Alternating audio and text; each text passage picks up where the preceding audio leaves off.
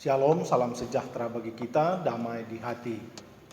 Jemaat yang kekasih, mari kita berdoa sebelum membaca Alkitab dan merenungkannya. Kita berdoa.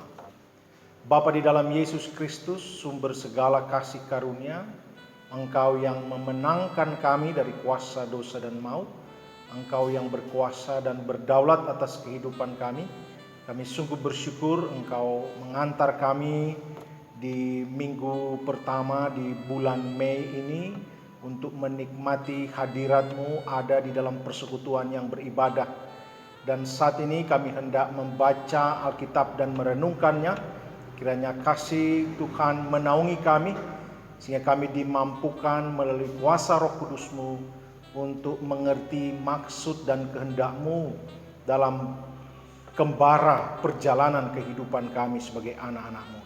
Ini kami yang berdoa, ini kami yang memohon, hanya di dalam nama Tuhan Yesus Kristus, Juru Selamat kehidupan kami, firman kehidupan. Amin. Saudaraku, pembacaan Alkitab terambil dari kitab Nehemia pasal 1, ayat 1 sampai dengan ayat yang ke-11. Kitab Nehemia pasal 1, ayat 1 sampai ayat yang ke-11. Dalam judul perikop, doa Nehemia bagi orang Israel. Nehemia pasal 1, ayat 1 sampai 11. Dikatakan demikian, riwayat Nehemia bin Hahalia.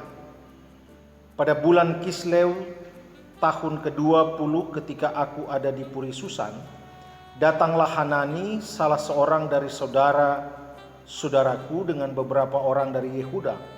Aku menanyakan mereka tentang orang-orang Yahudi yang terluput, yang terhindar dari penawanan dan tentang Yerusalem.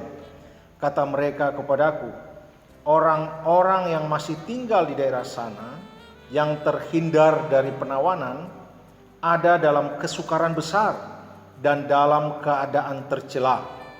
Tembok Yerusalem telah terbongkar dan pintu-pintu gerbangnya telah terbakar. Ketika kudengar berita ini, duduklah aku menangis dan berkabung selama beberapa hari. Aku berpuasa dan berdoa ke hadirat Allah semesta langit. Kataku, ya Tuhan Allah semesta langit, Allah yang maha besar dan dahsyat, yang berpegang pada perjanjian dan kasih setianya terhadap orang yang kasih kepadanya dan tetap mengikuti perintah-perintahnya. Berilah telinga dan bukalah matamu dan dengarkanlah doa hambamu yang sekarang kupanjatkan ke hadiratmu siang dan malam bagi orang Israel.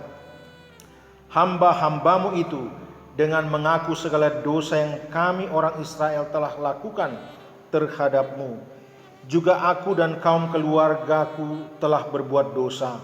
Kami telah sangat bersalah terhadapmu dan tidak mengikuti perintah-perintah, ketetapan-ketetapan dan peraturan-peraturan yang telah kau perintahkan kepada Musa, hambamu itu. Ingatlah akan firman yang kau pesan kepada Musa, hambamu itu, yakni, bila kamu berubah setia, kamu akan kucerai-beraikan di antara bangsa-bangsa. Tetapi bila kamu berbalik kepadaku dan tetap mengikuti perintah-perintahku serta melakukannya, maka sekalipun orang-orang buanganmu ada di ujung langit, akan kukumpulkan mereka kembali dan kubawa ke tempat yang telah kupilih untuk membuat namaku diam di sana. Bukankah mereka ini hamba-hambamu dan umatmu yang telah kau bebaskan dengan kekuatanmu yang besar dan dengan tanganmu yang kuat? Ya Tuhan, berilah telinga kepada doa hambamu ini dan kepada doa hamba-hambamu yang rela takut akan namamu. Dan biarlah hambamu berhasil hari ini dan mendapat belas kasihan dari orang ini. Ketika itu aku ini juru minuman raja. Saudara-saudara yang kekasih, itulah pembacaan Alkitab kita yang diangkat dari kitab Nehemia, Nehemia pasal 1 ayat 1 sampai 11 dalam tema berpuasa dan berdoa bagi bangsa. Saudaraku, kehadiran Nehemia ada di titik kritis bangsa Israel. Dia ada dalam satu situasi transisi, boleh dikatakan demikian. Saat mana umat sedang berada di antara masa pembuangan kepada masa pemulangan. Nah, krisis yang berkenaan ini menyangkut dua hal. Terjadi kemunduran rohani, tapi juga ketidakpedulian membangun tembok Yerusalem. Nah, kedua krisis ini amat berkaitan. Oleh karena terjadi kemunduran rohani, orang menjadi tidak peduli, tidak care, orang menjadi cuek, orang menjadi suam-suam kuku, orang menjadi tawar dalam kehidupan spiritual, dalam kehidupan rohani. Dan oleh karena itu mereka sama sekali tidak berpikir tentang membangun kembali tembok Yerusalem, sampai Tuhan tentu mengutus Nehemia di dalam konteks kehidupan umat Yehuda pada masa itu. Jadi Nehemia sebagai seorang juru minuman Raja Persia Artasasta, sebagai seorang juru minum, dia adalah seorang pejabat, boleh dikata, seorang yang mendapat kepercayaan yang luar biasa dari raja. Apapun yang hendak dimakan atau diminum oleh raja harus melalui Nehemia. Dengan kata lain, hidup raja ada di tangan Nehemia. Satu tanggung jawab, satu kepercayaan yang besar. Nah, tentu Nehemia memperoleh fasilitas sebagai seorang pejabat. Ia boleh ada di dalam kenyamanan. Namun saudara-saudaraku, yang menonjol dari Nehemia, ia tidak terlena, ia tidak lupa diri. Hatinya selalu terikat kepada bangsanya. Dia selalu ingat kepada umat kepunyaan Allah. Dan karena itu, walaupun ia ada dalam kenyamanan di tengah-tengah kerajaan Persia, orang yang begitu dekat dengan raja, dia tidak menjadikan hal itu sebagai satu alasan untuk melupakan Israel, sebagai satu alasan untuk melupakan Yehuda ataupun Yerusalem. Dan oleh karena itu, saudaraku, kita lihat manakala orang membawa pesan kepada Nehemia dalam pasal 1 ayat 3 sampai 4, 6 sampai 7, ada laporan orang-orang yang masih tinggal di daerah sana, yang terhindar dari penawanan, ada dalam kesukaran besar dan dalam keadaan tercela. Tembok Yerusalem telah terbongkar dan pintu-pintu gerbangnya telah terbakar. Ketika ku dengar berita ini, duduklah aku menangis dan berkabung selama beberapa hari. Aku berpuasa dan berdoa ke hadirat Allah semesta langit. Saudaraku, tema renungan kita adalah berpuasa dan berdoa bagi bangsa. Nehemia melakukan dua hal ini, berdoa dan berpuasa, berpuasa dan berdoa. Nah, saudaraku, berpuasa tentu adalah usaha kita untuk menghindarkan diri untuk makan dan minum. Suatu usaha sadar untuk membatasi diri terhadap makan dan minum. Nah, dalam berbagai konteks, puasa ini tidak hanya kemudian menyangkut makan dan minum, tetapi ada ajakan untuk berpuasa terhadap hal-hal yang bersifat nafsu duniawi. Berpuasa untuk sesuatu yang tidak dikehendaki Tuhan. Nah, tentu secara psikologis juga ketika orang berpuasa ada pemusatan pikirannya untuk datang di hadirat Allah, supaya perenungan-perenungan mendalam itu boleh makin reflektif, makin menyentuh hati, makin kena begitu ketika ada di dalam satu puasa. Dan puasa berbarengan dengan hal berdoa itu sering juga diungkapkan di dalam Alkitab. Ketika orang berdoa, berpuasa, tandanya ada kesungguhan hati yang luar biasa di dalam doa. Mengapa orang berdoa sambil berpuasa? Banyak juga kesaksian Alkitab menggambarkan karena orang bisa saja sakit keras, ketika orang hendak menggumuli satu persoalan yang berat, ia berpuasa. Ketika ia sedang menggumuli juga bangsanya, ia berpuasa. Pendek kata, ketika orang ada dalam permintaan doa yang sungguh-sungguh kepada Tuhan, dan ada perenungan untuk menyatukan hati dengan Tuhan sang pemilik kehidupan, maka bisa orang berpuasa. Saudara-saudaraku, ini pula yang dilakukan oleh Nehemia, dan kita perhatikan di dalam doa dan puasanya ia mengungkapkan hal-hal yang begitu prinsipil, memohon Tuhan berikanlah kelepasan, berikanlah pembebasan terhadap bangsanya. Dikatakan dalam ayat selanjutnya, berilah telingamu dan bukalah matamu dan dengarkanlah doa hambamu yang sekarang kupanjatkan ke hadiratmu siang dan malam bagi orang Israel, hamba-hambamu itu, ke hadiratmu dengan mengaku segala dosa yang kami orang Israel telah lakukan terhadapmu. Juga aku dan kaum keluargaku telah berbuat dosa. Kami telah sangat bersalah terhadapmu dan tidak mengikuti perintah-perintah. Saudaraku, Nehemia tidak hanya menyebut bangsanya bersalah, tetapi dirinya juga bersalah.